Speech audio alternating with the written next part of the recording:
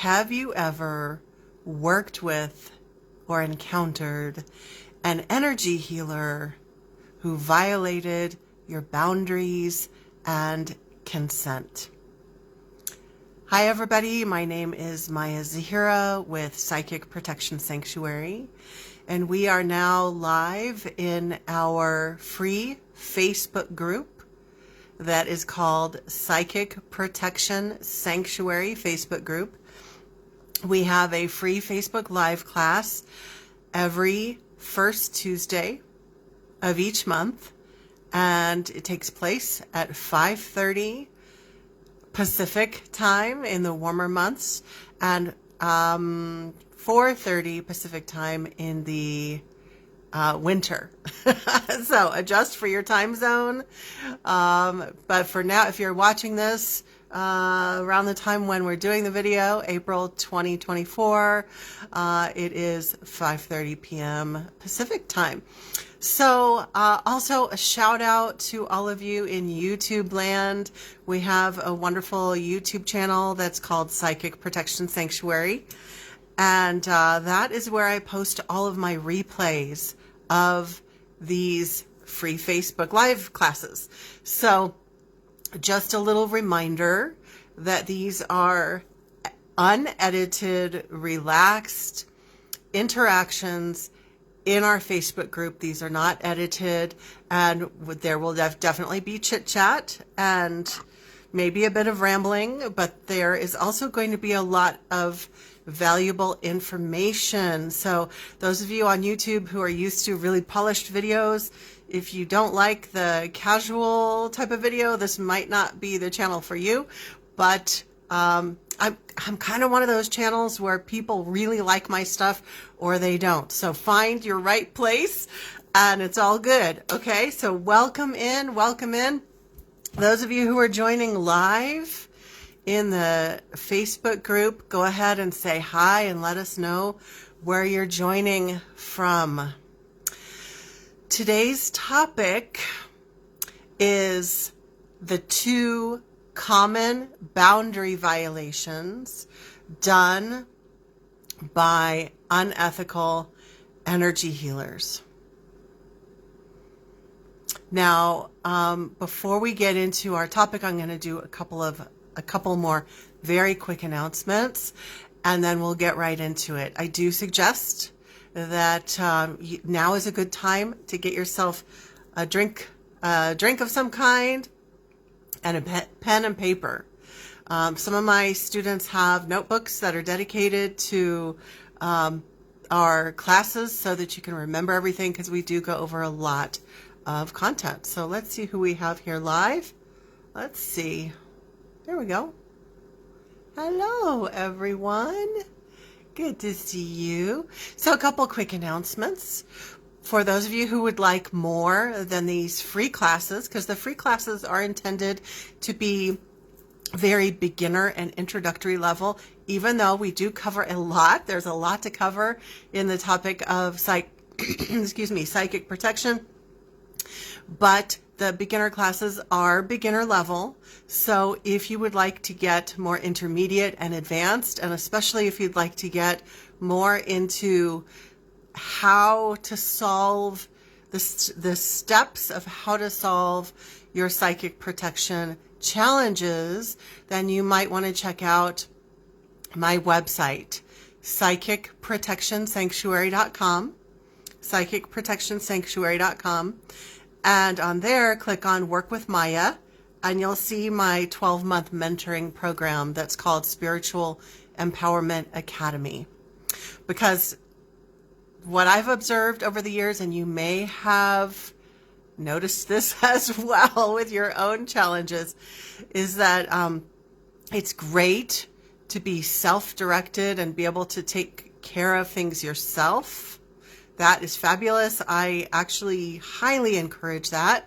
But sometimes our issues are someone or someone's to mentor and guide us so that we can get through.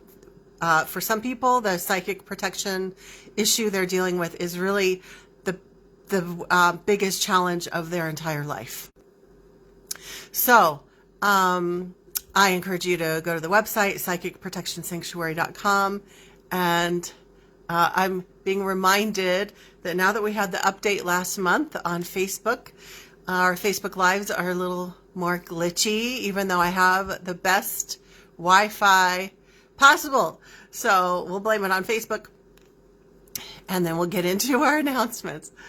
Okay, Linda says, whew, this was hard to find. Hi from Texas. Oh, I'm glad you found us. I know you've been here before. Laura is joining us from Costa Rica, and we have other people joining us as well. Hello, everybody. Okay, so let me think. Any other resources before we dive in? Yeah, a couple more resources real quick. If you haven't already found your way to my books, these are very inexpensive, great resources. The Psychic Attack Sourcebook. If you're dealing with psychic attack, this would be your next step. It totally explains exactly what's going on and step by step what to do. If you're dealing with something that's a very complex issue, you'll be able to get started with this, and then you'll want to check out the mentoring program. But if your issue is more basic and not so severe, you should be able to 100% take care of the issue just with what's in the book. And then my origin story, how I got started in this, darkness disguised as light. This is how I came to understand what false light entities are. Okay, we have more comments here, I think. And then we'll get into our lesson, 2 common boundary violations done by energy healers. Jennifer, oh, I can't read your comment. Facebook is, here we go, it's hiding it. Jennifer Rose, hi Maya, first time here, happy to be here. That's great. And I look forward, you and I are going to be meeting soon. That's great. Okay, so some of you know, I've talked about this, that I'm in the middle of writing my 3rd book. And the 3rd book, I'm not going to give the title away yet, it's a secret, but I will tell you what it's about. The 3rd book is about abusive and toxic spiritual teachers and healers. So this is a little snippet from that topic. But actually, I decided to do our class on this topic because a couple of weeks ago, I had a situation where there was I felt like it was a major boundary violation by an energy healer. And so that brought to mind that we should talk about this, because these 2 boundary violations that I'm going to talk about are so common. And in fact, they're just so commonplace that they've become normalized to the point where a lot of other energy healers, colleagues, and clients really don't even realize that there's a consent violation, because these behaviors are so accepted in the holistic field, energy healing, etc. So before we go any further, 2 things. First, I'm not the energy police, so I have no intention in going around to different energy healers and wagging my finger at them or calling them out publicly and saying, you shouldn't be doing this. That is not my personality. That's not how I roll. I do know people who are like that, who do call out people publicly on social media and etc. That's fine. That's their prerogative. That's just not me. So, if you are an energy healer, don't worry. I'm not like coming after you or anything like that, because like, I feel that it's more impactful to just get on social media and teach about these things rather than chasing people and being like, you're doing it wrong. I don't think that's very helpful. It's very shamey, and people are going to do whatever they want to do pretty much anyway, and they're probably not going to change if they have someone policing them. they're probably not going to change. So I'm not the energy police. I'm also not here to tell you as a viewer what you should or shouldn't believe. I do feel really strongly about these two things, as you will be able to tell as I get into my soapbox tone of voice where I'm like getting supercharged. I do feel strongly about these, but I also recognize that you have the right to choose. So for example, if you're cool with these things and the energy healers that you go to are engaging in these behaviors and you don't really care, that's fine. The cool thing is that you've gotten clear on what's okay with you and what's not okay with you. And then you get to decide whether you need to set a boundary, right? Okay, so that's what I have to say about not being the energy police. The second thing that I want to say is I want to define energy healers. This is a loose definition. I mean, we could get into the semantics and argue over exactly what energy healer means. But as I chose this title, what I'm really talking about is an umbrella term. This could be a spiritual practitioner of some kind. This could be an energy healer, someone who does Reiki, some other form of energy healing. I've even encountered holistic chiropractors who engaged in these boundary violations, which I'll talk about. I'll share a story in a little bit. So we're just talking about holistic and spiritual workers in general. And also, of course, you can assume I'm not saying that every energy healer is bad or that every energy healer is a boundary violator or anything like that.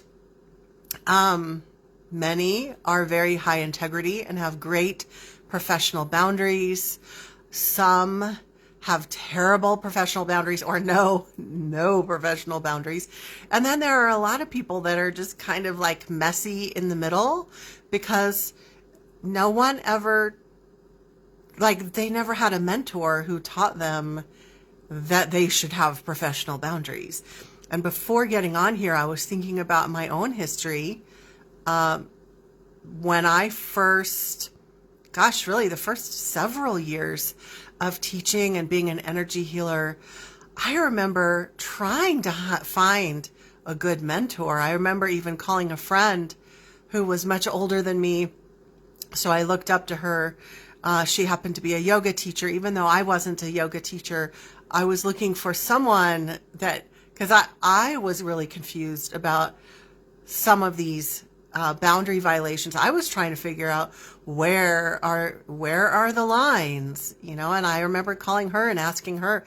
I couldn't find proper mentoring and I had to figure it out.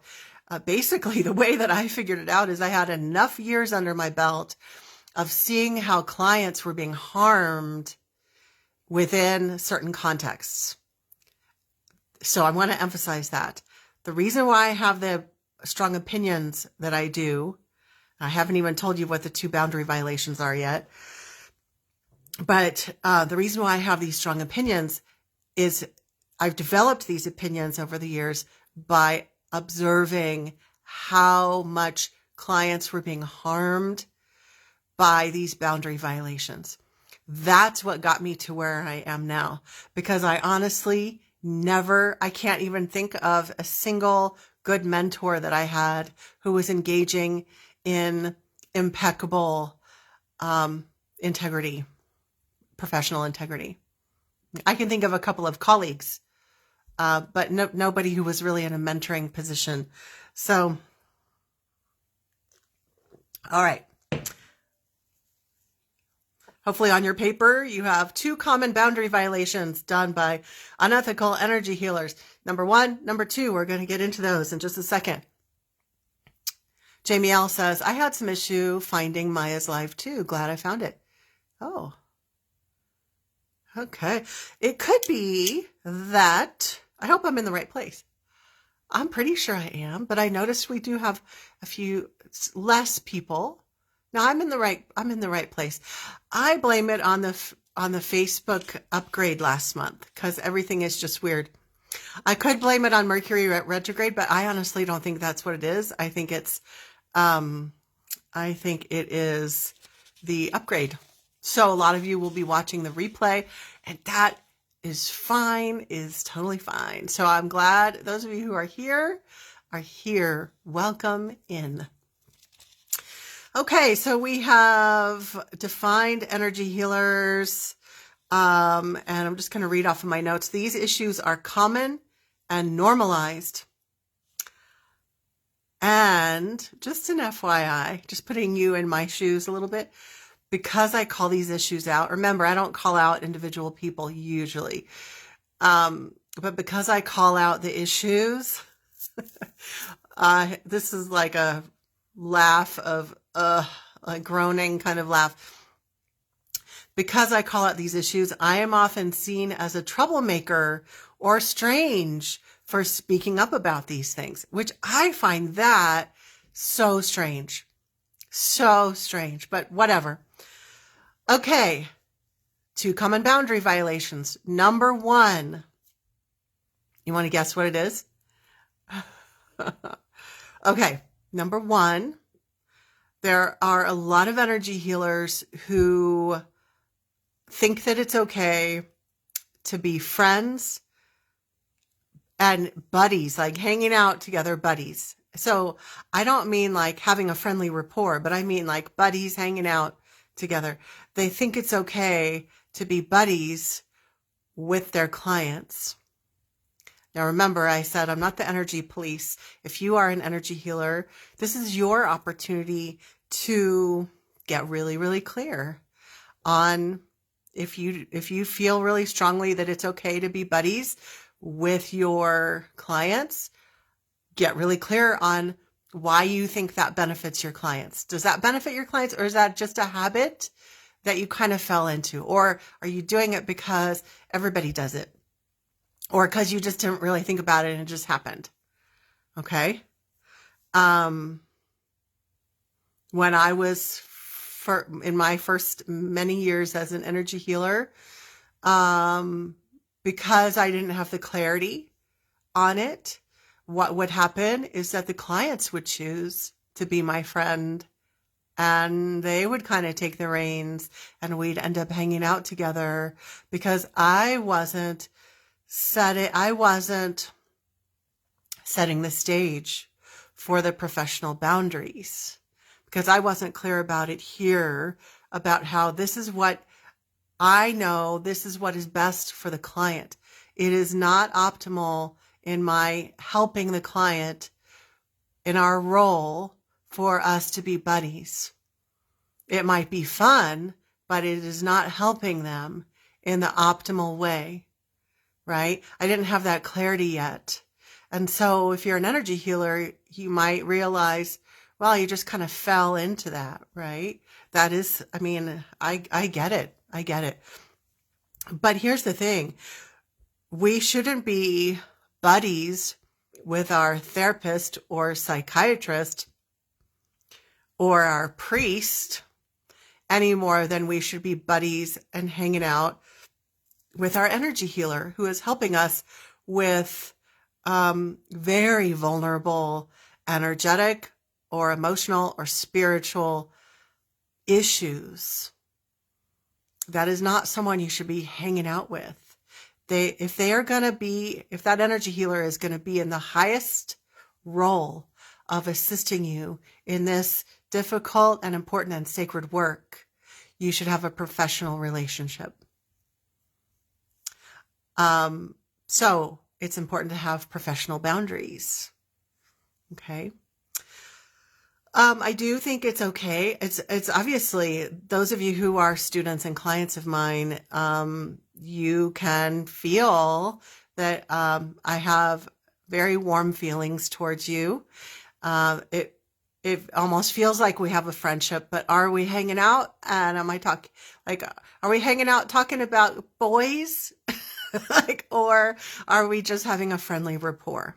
There's a big difference. And as an energy healer, it's okay and completely fine to have a friendly rapport and to genuinely care about your clients, but that is different than hanging out buddies or drinking buddies. or talking about boys, buddies, stuff like that. Okay. I will share with you that, let me check for comments. Hang on. I will share with you that, well, first of all, I did share already that it took me many years to kind of figure out my way of doing it. We all have to find our own way. We all have to find our own personal code of integrity. It took me several years. Now, where I've been at for the last several years now, is that I do make some exceptions. I have had clients who have really been very persistent, like, come on, let's hang out. And I knew that it wasn't good for them. So I said no, and it hurt their feelings. But I knew that mixing the relationship was not going to be good for them. But the exceptions that I've made have been when I do have a couple of people who are colleagues of mine who we also share professional services. And so we're colleagues and we're friends/colleagues. So we have that friendly colleague rapport going. Sometimes we'll go out to lunch as colleagues. And we are also sometimes sharing professional services. Now, some energy healers are stricter in their rule, their relationships rule, and they won't do that. For me, I do hang out sometimes with colleagues, and I have had a couple of proteges over the years, people who I have mentored, not just for a short time, but for many, many years. Like we're talking like 8 years or a decade that I've mentored them. And then, even then, we still don't have the relationship of buddies. I'm still in the professional capacity, but I do tend to loosen it where we have gone out to some meals together and done some things socially, because they've gotten to the point where they're basically a colleague, so those were exceptions that I just had to work out and make a very intentional decision. Okay. So a couple points right here. Energy healers should be very intentional. So is there an exact line where everyone should not cross? The line isn't the same for everyone. I understand that. We all have different ways of relating. And so in my example, I was being very intentional about where I relaxed the line, but clients in general, we are not hanging out. What else was I going to say? So are there any questions on that? Now there's a little subcategory, questions, comments, or thoughts, I should say. There's a little subcategory, and I have a feeling that all your comments are not coming through. I think this happened last time. So we're going to just hope and pray that Facebook works out its kinks, because I know you guys are usually commenting a lot more. So if I'm not, here we go. No. I thought it was coming through. If I'm not responding to you, I'm not ignoring you. So there's a subcategory of this friends and buddies thing. And that is a line that we should not cross. This is across the board. We should not be crossing this line with clients or with our healing professionals. And this is dating and or sex. So there should not be dating or sex happening with our healing practitioner. That's, of course, I'm not the energy police, so you make your own decisions of what's right for you. But I'm just telling you, as someone who's been in this field for a long time, and I've seen what happens when boundaries are muddied, it's very harmful. It's very harmful. And I've seen a lot of abuse. I've seen a lot of unethical energy healers who've engaged in abuse. By abuse, I mean that they have utilized their position of power to manipulate their client into having a sexual relationship or a romantic relationship where they're really not equals. The one person has more power over the other, and it's just not a position of integrity at all. One thing that really surprises me is when I hear stories like this. I heard a story a few months ago where a woman was saying that she went to an energy healer and she really liked the session, and she also liked him, and she wanted to have sex with him. And I was like, listening to this, the story was being shared as like, oh, it's nothing. Like, it's just like I went to the grocery store, or I went on Tinder and I went on a date with someone.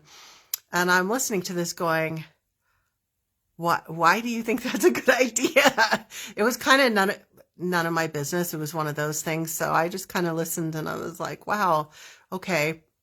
Why do we think we should have sex with our energy healer? Like that, like just stop and think, is that person going to be able to help you in the utmost, highest way if you guys are dating? It's just obvious to me because I've seen so much abuse. So again, I'm not the energy police. You do you, boo. But you're not going to get the best work out of that person as an energy healer. And if they're going to agree to that, they are not an ethical energy healer. They are just working to get their they're wanting to get their jollies and not thinking of the highest regard for their clients. Okay? Because someone who's going to put their client in the highest position, in a professional capacity, is never going to agree to do something that's going to prohibit the healing process. Okay? So again, I've just seen so many abuses over and over again. I'm really sad that I know there's a lot of comments from you guys, and here we go. No. Okay. I'm not going to worry about it, Facebook. Okay, ready for number 2? I see Rosalinda has just joined us. Hello there, Rosalinda. All right, so number 1 boundary violation is that people thinking that it's okay to be friends and buddies with your energy healer or with your client. And that's not okay. Because it muddies the waters. It really does. Okay. Number 2, this is actually something. Oh, hey, Rosalinda, there's a comment that came through. Yay. Awesome. Hello. Hello. Number 2, boundary violation. This is something that happened a couple of weeks ago from one of my colleagues. And she seems like a really sweet gal. My assumption is that this behavior is so normalized that people become fucking clueless and they do this. And I'm like, why are you doing this? It's an extreme consent violation. So boundary violation number 2 is that the energy healer accesses your energy without consent. They access your energy without consent. This could be that they receive psychic information about you, or that they look at your energy field, or like your aura, your chakras, or whatever, or that they actually get into your energy field and start manipulating your energy field. So it's either receiving information or doing things in your energy field. I do want to give a little sidebar here. Those of you who are intuitive / psychic know that this is know that this is the case, that it's kind of impossible to never receive accidental psychic information about random people. It happens to me. It happens to everyone who's psychic. You think about somebody and suddenly you see an image or you get information. You weren't trying to impose on that person's consent or access their energy without consent, but just something just showed up. You just saw something, and it happens. It does happen. It's not intentional, but what you do with that information, that's a whole other thing. Okay. So, intentionally accessing the person's energy without their express consent, that is not okay. And then whether you receive the information accidentally or intentionally, what the healer does with that information. So there's a really common scammy, spammy, gross, slimy thing that happens online a lot, but also not just online, but everywhere. And it's where an energy healer, psychic, holistic healer, etc., will access your energy or pretend to access your energy. And then they will contact you and say, oh, I saw that you had something in your brow chakra and I can help you with that. Here's the link to schedule a session with me. Now that is just so grody. It's just gross. Why anybody would think that that's okay to do that is so slimy and disgusting. But a lot of people do it. And I'm going to give the benefit of the doubt. The gal who did it to me a couple weeks ago, I hired her. She's a colleague. I'm not like a regular client. She's a colleague.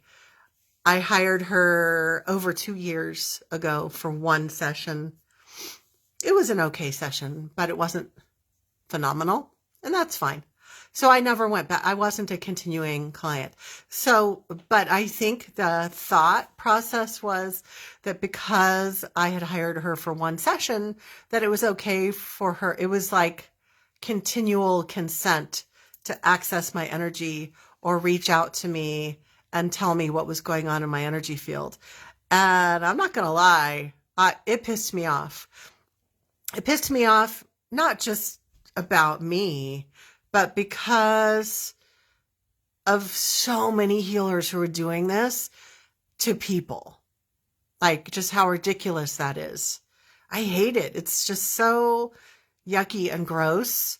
And I think what pissed me off even more is that, here's somebody who's a really sweet person who's doing it because it's so normalized that like you might think, oh, only the like really dark, yucky, gross, pretend fake healers are doing this. No, like people who are really sweet, who are healers are doing it because probably that's what their mentors taught them to do, that's okay. And that's what all their friend mentors are doing, right?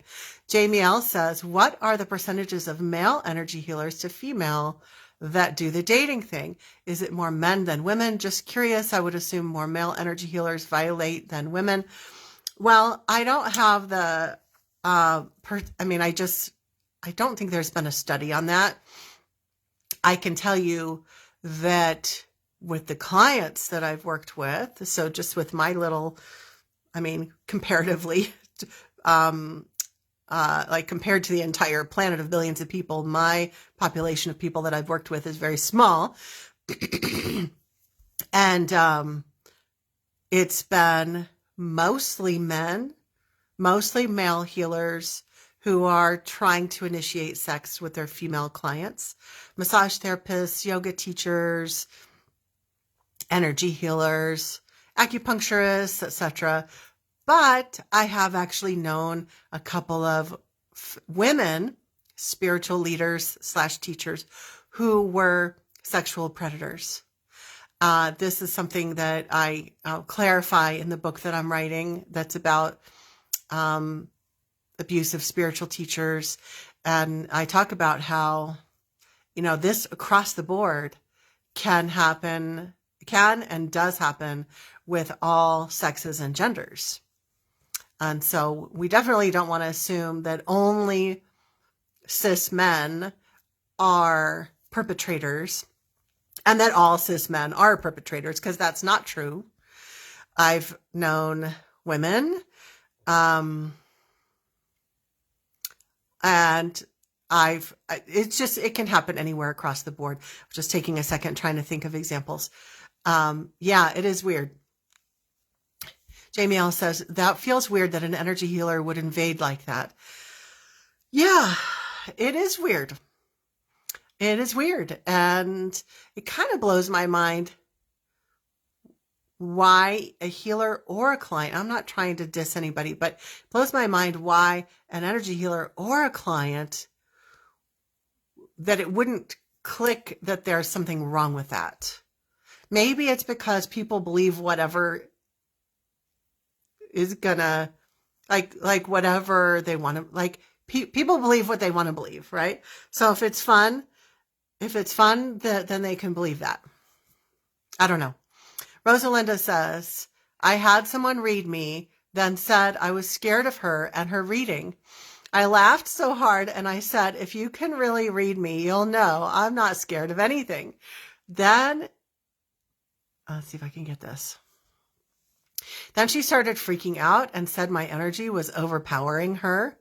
Then tried to get me to pay her to heal me. I laughed and walked out. She reached out later and asked if I needed help. There's no one like you, Maya. The best. Oh, well, thank you. I know there are many, I believe, and I know there are many high integrity healers, but I received the loving compliment. Thank you. That is just cray cray. That is an example. It just brings tears to my eyes about that crazy person. She sounded really, that healer in air quotes, sounds very ungrounded, very ungrounded. And I have known a lot of healers who would kind of get mixed up with who was the healer and who was the healee. And yeah, sometimes in that friendly rapport, things can get shared. But I've worked with a lot of clients who've had weird stories about how they would be receiving a healing appointment, a healing session from someone, and then the healer would start talking about how they were sexually abused by someone, and they would start basically would turn into a therapy session, and very weird. I was actually one time, we're kind of going on a sidebar here. I was receiving acupuncture one time, and when the acupuncturist found out that I specialize in psychic protection, and I was there to receive a balancing session for autoimmune issues, and I was there, I need healing too, right? And once he found out what I do for work, he started telling all this whole story about his challenges. And then when he did, he started bringing in all this weird energy. And there I am on the massage table. I had to clear so much crap off of the session that I paid for, off of myself after the session that I paid for, because he didn't understand that even though we're colleagues, I'm a healer, he's a healer, I was in the capacity of receiving, and I was paying him for an acupuncture appointment, not the other way around for a psychic protection consultation. So people get confused. So I'm just going to read off of my notes so I don't forget. Sometimes the healer will send a message. Hi, I had a psychic vision about you, and I saw you're having an issue with XYZ. I can help you with that. Contact me for a session. Barf. Barforama. I actually had, maybe about 7 years ago, there was a chiropractor when I was living in Kansas City. I honestly don't remember his name now, but it was so disgusting. He didn't know me. He clearly didn't know me because he messaged me on Facebook and said that he had some kind of device that could measure negative energy, and that I had something attached to me, which was bullshit, by the way, because I check my own energy. And he said, so it was like this like scary sounding thing. He said, we need to take care of this right away. Call my office immediately for an appointment. And I tore him a new one because I knew that he was reaching out to people and telling them these scary things so that they would immediately book a session. I mean, I'm open to receiving feedback. I mean, I work with clients. Maybe there would be something in my energy field, but I knew right away in my very soul, I knew this guy was full of shit, 1,000% full of shit. And this was a tactic that he was using to get new clients. And I read him the riot act. I sent him a message. I said he was a predator and that this is how he was trying to connect with new clients, and that he should be ashamed of himself, and that I don't like his approach. And he responded to my message and he said, well, I don't like your approach either. And I was like, fine, block. Like, this whole accessing your energy without consent. And he didn't access my energy. He pretended to access my energy and get information about me. So it can either be real access of your energy, of your information, your psychic information, or pretend. They can pretend to do that. Either way, it's not okay. Kateri says, can you speak on the energy healers who work on people based on consent? Oh yeah. Based on consent from their higher self. Come on. Or if someone hires a healer to work on their partner, parent, child, etc., based on consent from the person's higher self, the higher self of the person they are working on. Also, would it make a difference if the person is a minor? Okay, so this is what I think about this. My original mentors taught me the bullshit of just connect with the person's higher self and see if you think that the higher self is saying yes, then you can go ahead and send healing or whatever bullshit you think that you're sending. That is what my mentors taught me. And I now think it's total bullshit because you need to ask for actual consent. Now, sometimes there are times when you can't get consent. There was something a month ago where somebody was in the hospital. I didn't know when they would be getting back to me. There are people who care about this person. And so I did present the idea that, if you'd like to send some healing intention to this person, but please be very clear as you send it, that if they want to receive it, they will. If they don't want to receive it, then it will be recycled out into the universe. So that was one of those exceptions where we really want to help, but we weren't sure when we were hearing back from the person, or if they were still alive, if they had exited the planet, or if they, we just didn't know. So there are circumstances of extreme illness or unconsciousness when that happens. But just this random, avoiding actually speaking with a person and asking for consent. I'm pro consent. I'm even, if I'm just randomly if I'm just having a conversation with someone, I'll say, do I have your consent to check I just got an accidental psychic hit on something. Do I have your permission to share it with you? That's a way to just be direct and ask for consent. A lot of healers don't do that. They just run up to someone in the grocery store and just psychic vomit all over the person, and they might not want to receive it.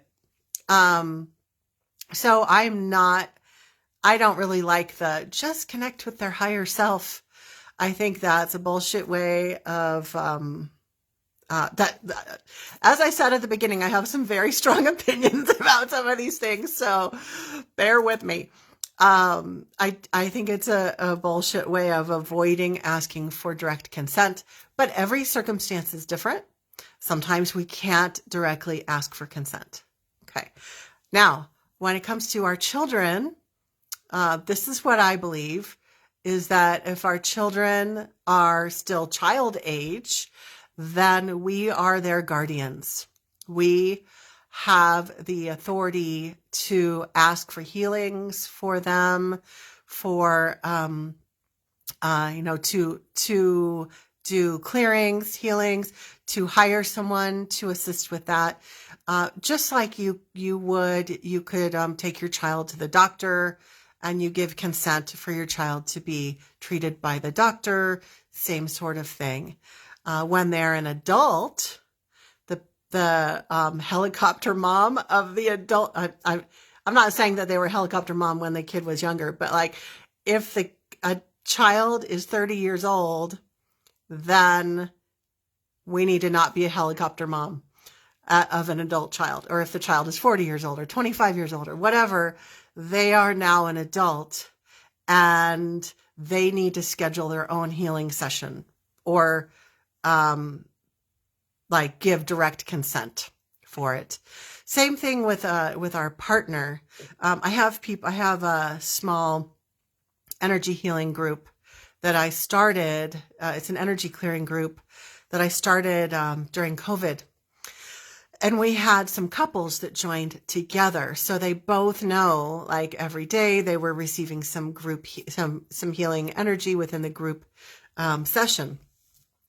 But we don't just, have someone join that and then they say, hey, I want to send healing energy to make my partner stop being such a slob. Like, that's a violation of consent. Like like hiring a healer or trying to get healing services to try to change a person, or even for healing. If they haven't asked for it, then we shouldn't be giving it. So again, back to what I said at the beginning, it's up to each person to figure out your own code of ethics. So this is just what I feel really strongly about based on my many years of working in this field and how I've seen things be abused and how I've seen things harm people. That's why I've become so opinionated about certain things. But each of you watching this and each energy healer out there, each client out there is going to have to, you're going to have to also figure out your own guidelines, It'll be up to you. Yeah.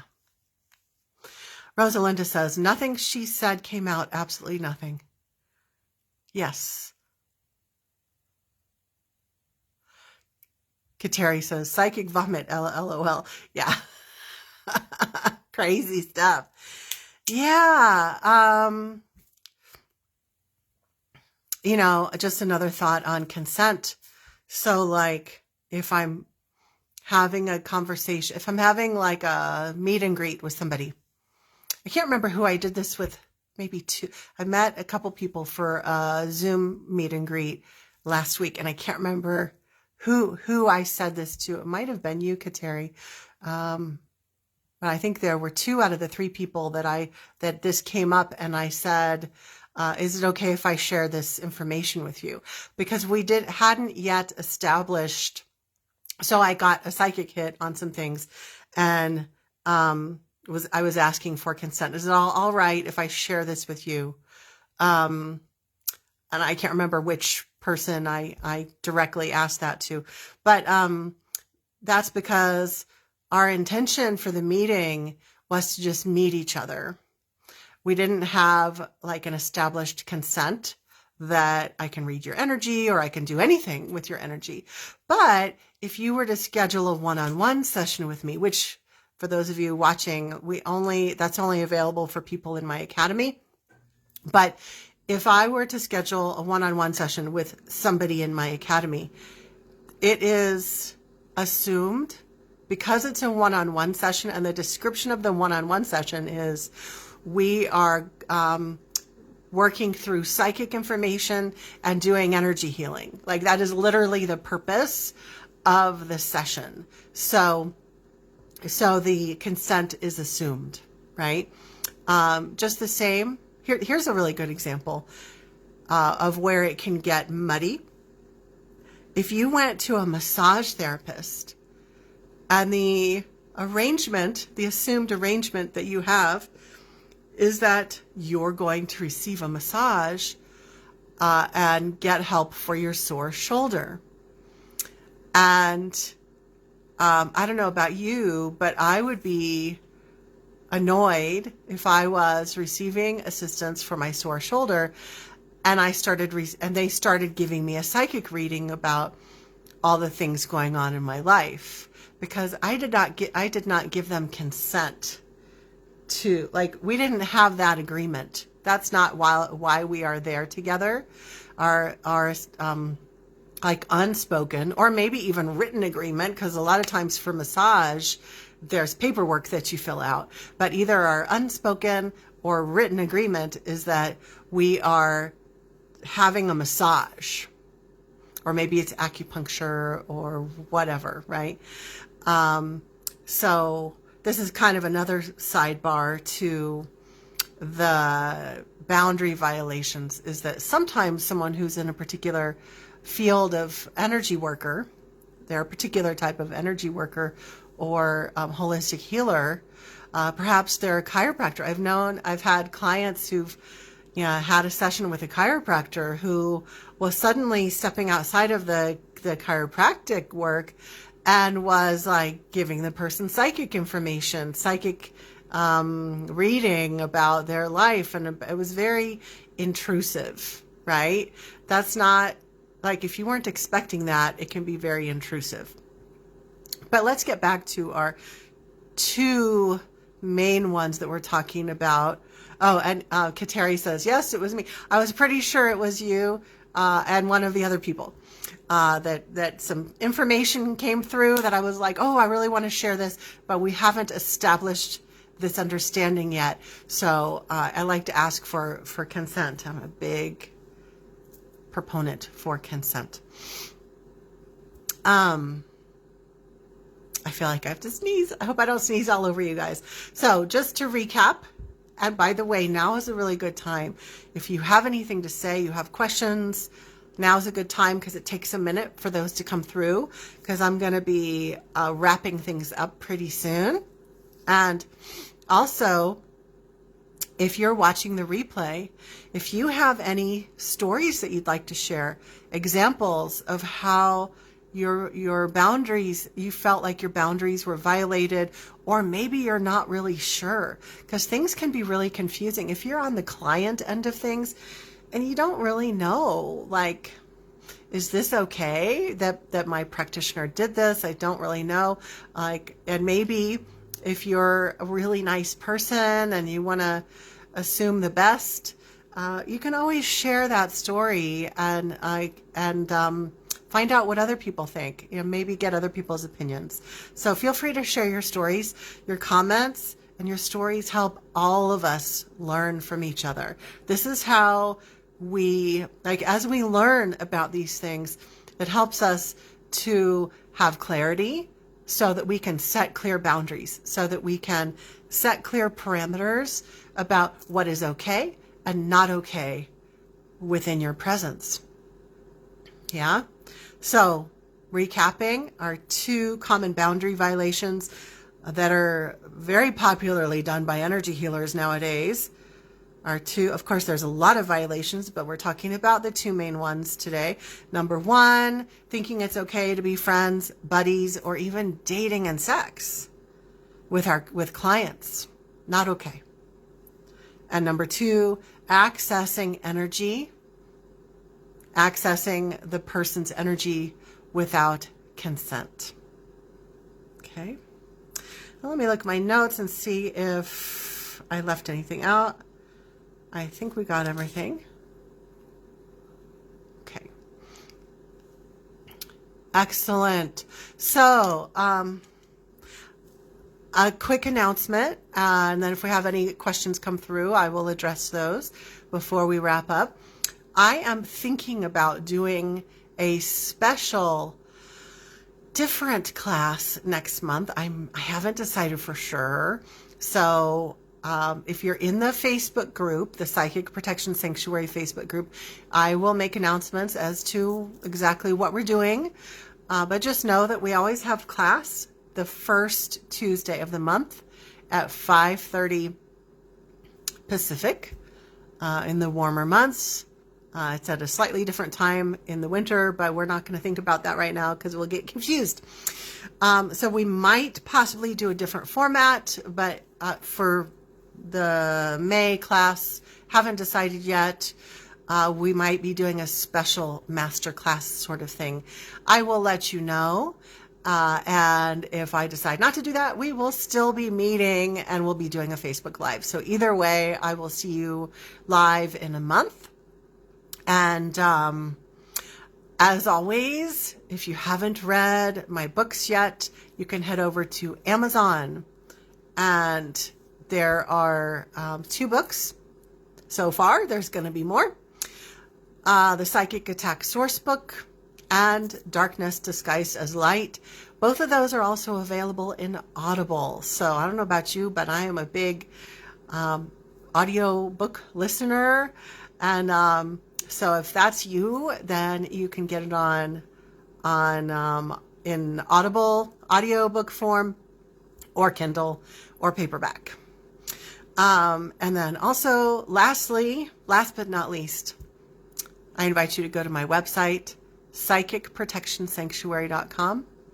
And right now I have it set up so that if you sign up for the newsletter, if you enter your email into the little box, you will receive a series of emails with free gifts that are resources, and then also access to some very steeply discounted resources as well. But the free stuff comes first. Yay. Thanks so much, everybody. It was a pleasure being here with all of you. As always, I'm sending you all my love, and I look forward to seeing you every day in the free Facebook group and on the YouTube channel. Lots of love. Linda says, that was really, really good, Maya. Thank you. Thank you, everybody, and I'll see you online. Lots of love.